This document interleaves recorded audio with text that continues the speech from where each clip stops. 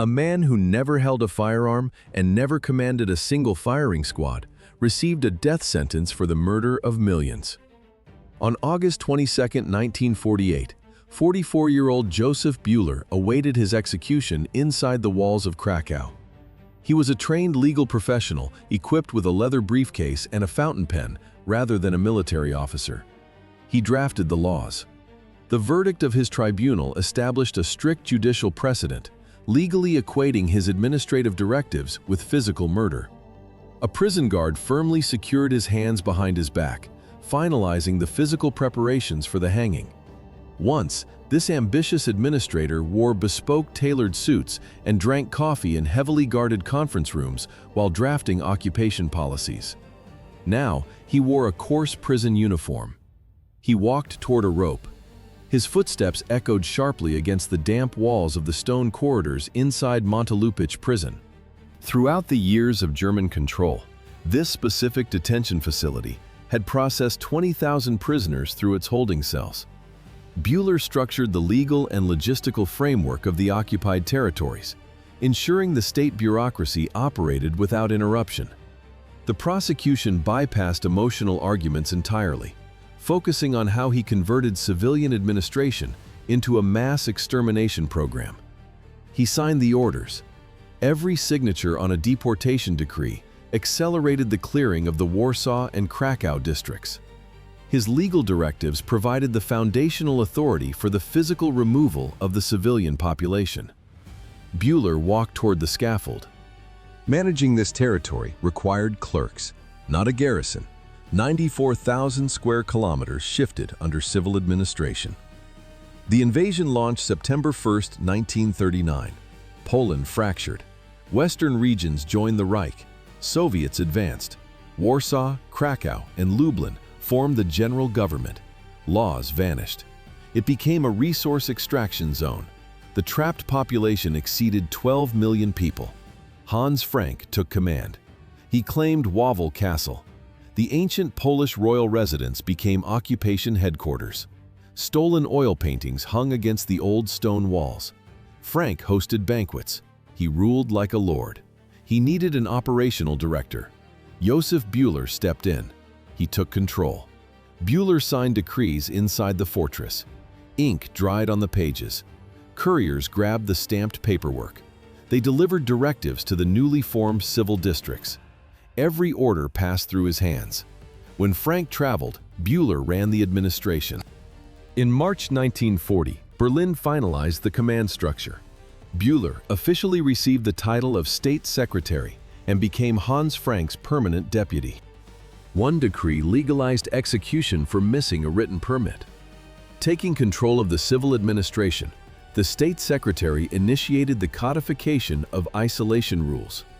In April 1940, Bühler issued personal directives. He forbade German officials from engaging with Polish or Jewish populations. The documents categorized these interactions as health risks.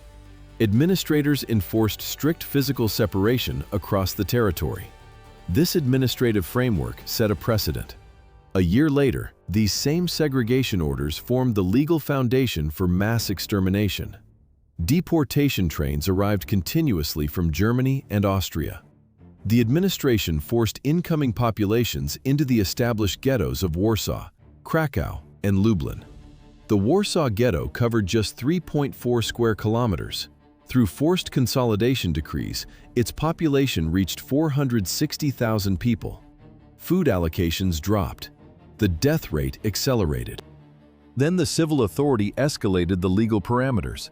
In October 1941, a new decree mandated the death penalty. Any Jew found outside designated zones without authorization faced immediate execution. Hans Frank signed a theoretical clemency provision alongside this order. The paper offered a legal illusion. Bühler issued a supplementary document. His written clarification stated that cases of pardon would almost never occur. 15 senior officials sit around a polished conference table. The villa stands at Lake Wannsee. The SS owns this elite guest house. Legal isolation is complete. The administration shifts to liquidation planning. January 20th, 1942. Reinhard Heydrich opens the session. He distributes the agenda folders. 15 men read the typed pages. The topic is demographic clearance. Josef Bühler sits among them. He listens to the opening remarks. Then he leans forward. He brings a logistical proposal. Bühler manages the general government. He knows the territory. He presents the regional statistics. 2,500,000 Jews live there. This equals over 60% of the pre-war population. The numbers require an operational framework. He offers a fast track. Bühler speaks loud and clear. He demands immediate extermination. He lists the operational advantages. Transport routes remain open. Railway schedules allow extra capacity. No delays exist. Infrastructure is ready. Eichmann sits nearby. He takes notes. He summarizes everything. 19 years later, a court convenes. The year is 1961. The trial happens in Jerusalem. Eichmann confirms the recorded facts. Bühler pushed hard. The Wannsee Protocol survives the war. The paper preserves the intent. Bühler evaluates the target demographic. He reviews the human inventory. He declares most unfit for work. The terminology remains strictly commercial. He expects physical mass murder. He frames it as a supply chain issue. The administrative language is cold. No ambiguity exists in the text. Orders are clear. Bühler voluntarily designates his own administrative territory as the primary starting point for the operation. How was the logistical framework of extermination structured? It operated through daily dispatches flowing from district administrators directly to the state secretary's desk. The recommendations drafted at Wannsee transitioned directly into the physical infrastructure of the camps. Operation Reinhard, initiated in 1942. 3 primary facilities became fully operational: Belzec, Sobibor, and Treblinka. Freight trains arrived at the designated unloading ramps. Guards unlatched the wooden sliding doors. 50 freight cars formed a standard transport. Camp personnel processed passengers and directed them to the gas chambers within 2 hours of arrival. Back in Krakow, the administrative workflow matched this exact pace. Typewriter keys clacked rhythmically across district offices, logging confiscated assets.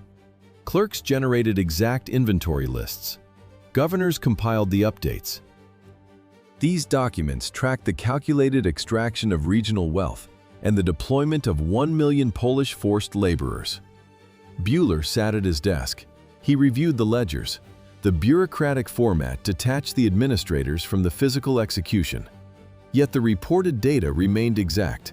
Treblinka covered 17 hectares. This single facility documented between 800,000 and 900,000 deaths during its active phase.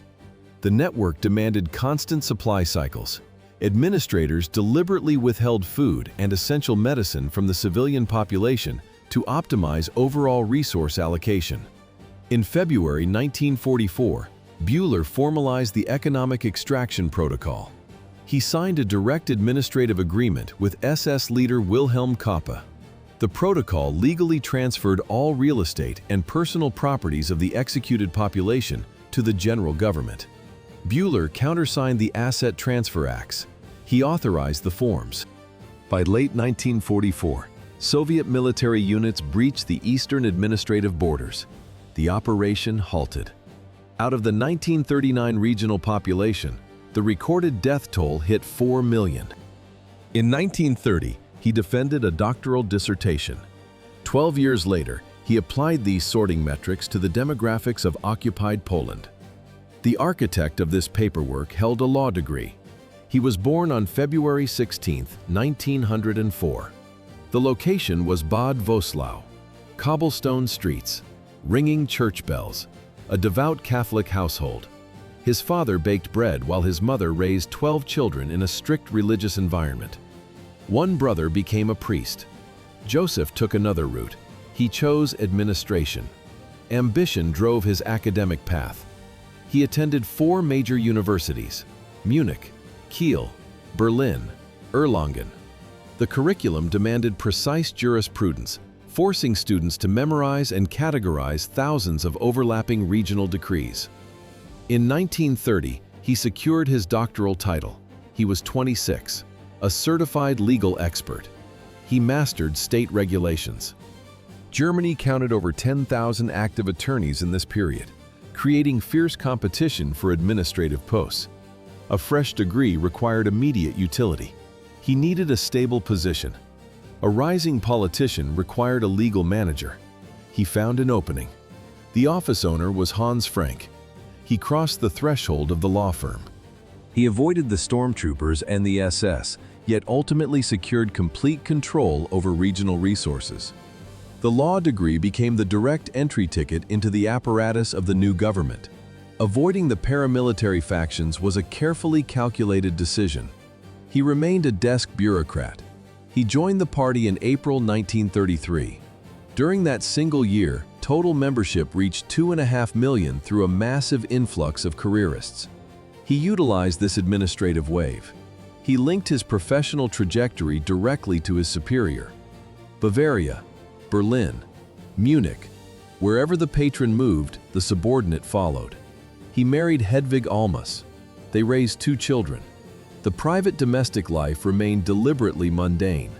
The professional reality demanded strict operational efficiency. He managed the daily workflow. He resolved administrative bottlenecks. He structured the office operations. This logistical management propelled the political ascent of his patron without any street-level violence. He acted as the primary fixer. He processed the paperwork. He secured the position of chief administrator for Hans Frank's affairs. Red Army combat formations breached the perimeter of Krakow. His bureaucratic career collapsed entirely as the heavy rumble of Soviet tank tracks approached the city outskirts. This rapid military advance abruptly terminated 5 years of occupation administration within 24 hours. By the 18th of January, 1945, Josef Bühler rushed to pack classified documents inside his regional headquarters. He abandoned the entire administrative apparatus and fled westward into German territory. American military units eventually intercepted him in the small Bavarian town of Schrobenhausen on the 30th of May, 1945. Authorities transferred him to Nuremberg for internment and subsequent legal proceedings. The International Military Tribunal had convened its first session to examine 24 major regime leaders. Bühler took the stand to provide defense testimony for Hans Frank, attempting to minimize his former superior's direct operational culpability. Instead, this detailed testimony exposed the vast logistical infrastructure that both officials had jointly constructed. Allied forces formally extradited Bühler to Polish jurisdiction in May 1946. He then testified during the Warsaw trial of Ludwig Fischer, maintaining his carefully constructed defense strategy under intense cross-examination. He insisted his operational role was strictly limited to processing routine administrative paperwork. The legal defense failed. Polish investigators placed the Wannsee Protocol directly on the desk in front of him. 30,000 pages of documentary evidence built the prosecution. Witness testimonies remained strictly secondary. Ink proved everything. Documents trapped him. The Supreme National Tribunal convened. June 1948. They reviewed only 7 cases total. These initial trials established early legal standards. Desk criminals faced unprecedented scrutiny. The 200-page indictment hit the wood. The heavy paper stack anchored the judge's desk. Prosecutors presented the Wannsee Protocol directly. 30,000 pages of evidentiary documents. Investigators logged signed transit orders.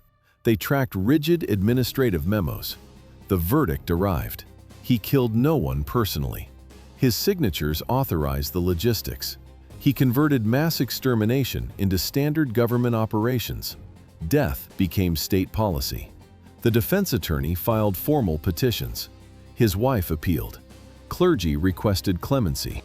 Polish President Bolesław Bierut reviewed the extensive files and definitively rejected the final petition for pardon.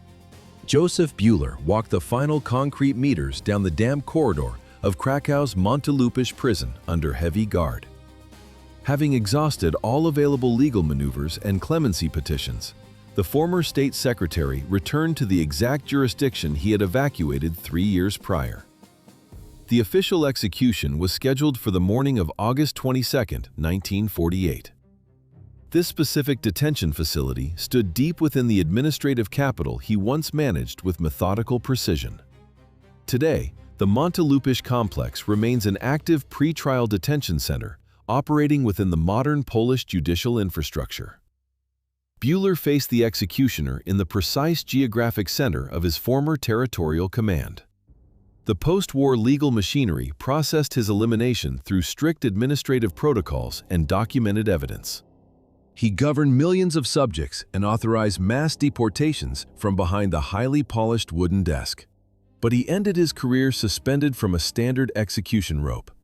The physical hanging officially concluded the National Tribunal's mandate regarding the former General Government Administration leadership. His documented age at the time of execution was exactly 44.